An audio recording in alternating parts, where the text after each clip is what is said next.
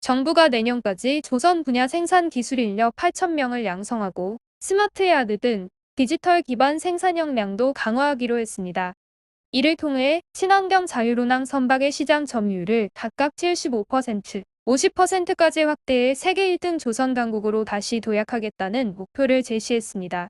문재인 대통령은 9일 경남 거제 삼성중공업조선소에서 개최된 K조선 비전 및 상생 협력 선포식에 참석해 중소조선소, 기자재업계가 독자적인 수주 역량을 갖출 수 있도록 마케팅, 금융, 수출, 물류까지 체계적으로 뒷받침하겠다고 공언하며 이 같은 K조선 제도약 전략을 발표하였습니다.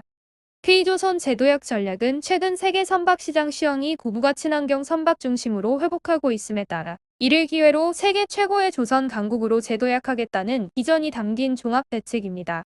이에 따라 문 대통령은 이 같은 수주 실적을 뒷받침하려면 내년까지 8,000명 안팎의 인력이 필요할 것으로 보고 인력 양성에 나서기로 했습니다. 통상적으로 조선업은 선박 수주에서 설계, 건조, 인도에 이르기까지 2~3년이 걸리기 때문에 수주 확대가 생산 인력 수요 증가 및 경영 실적 개선으로 이어지기까지 오랜 시차가 발생하죠.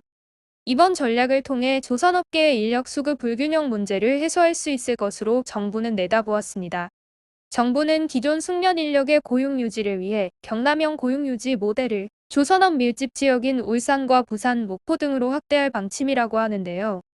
이는 고용노동부가 훈련비와 인건비를 지자체가 4대 보험료를 지원해 고용을 유지하는 방식입니다.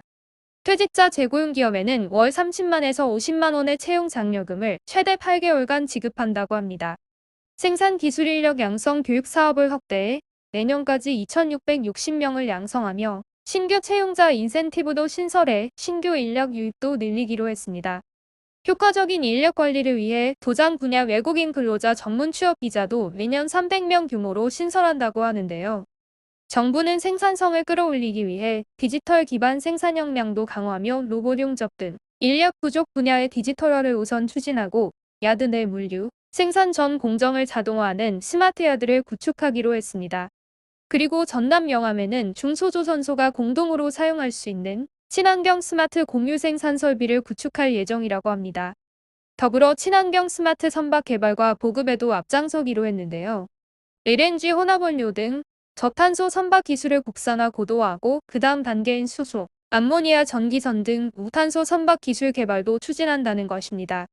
인공지능, 빅데이터 등 4차 산업혁명 요소 기술을 적용한 자율운항 선박도 2025년까지 개발한다는 목표를 세웠습니다.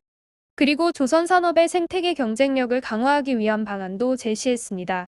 문승욱 산업부 장관은 대부분의 중형 조선사의 구조조정이 마무리되고 지난 4월 민간 경영체제에 돌입한 대선조선의 경우 5개월 만에 수주 실적이 850% 늘었다면서 정부는 중소형 조선사와 기자재 업계가 취약한 설계, 엔지니어링 기술 역량을 강화하고 안정적인 일감을 확보할 수 있게 뒷받침하겠다고 약속했습니다. 이를 위해 2030년까지 국가관공선 전체 467척 가운데 83%인 388척을 친환경으로 전환할 방침이라고 밝혔으며 중소조선소 기자재업체 수주 활동을 지원하기 위해 금융, 수출, 마케팅, 물류도 지원하기로 하였습니다. 그리고 이번 전략과 관련해 정부와 조선업계는 이날 건강한 조선산업 생태계 구축을 위한 상생협력 협약을 맺었는데요.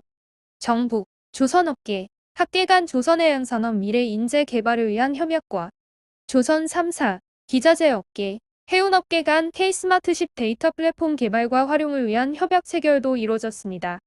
조선업계를 대표하는 한국조선해양플랜트협회 가사면 회장은 오랜 불황 후 재도약의 기회를 맞아 이번 정부의 전략은 업계의 경쟁력 확보와 상생 및 동반 성장에 큰 도움이 될 것으로 기대된다고 밝혔습니다. 물 들어왔을 때 노저우라는 말이 있죠. 정부의 지원에 힘입어 중국, 일본과의 격차를 더욱 벌려놓을 수 있도록 K조선의 저력을 기대해 보겠습니다. 감사합니다.